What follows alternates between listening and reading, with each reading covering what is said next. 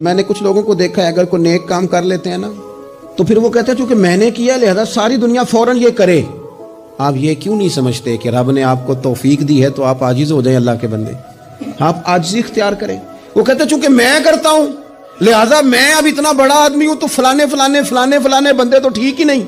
حضرت سعدی شیرازی کہتے ہیں کہ تہجد کا ٹائم تھا پرانے زمانے میں نا, لوگ مسافر اکثر رات مسجدوں میں آ کے گزارتے تھے تو کہتے ہیں مسجد میں لوگ سوئے ہوئے تھے سارے, تہجد کا ٹائم تھا, میں تہجد کی نماز پڑھ رہا تھا, میرے والد بھی ساتھ تھے, تو میں نے اپنے ابا جی سے کہا یہ دیکھو کتنے بد نصیب ہیں, نفلوں کا ٹائم ہے اور یہ سوئے ہوئے ہیں. تو فرماتے ہیں میرے والد کہنے لگے کاش تو بھی سویا ہی رہتا, لوگوں کے کپڑے تو نہ پھاڑتا.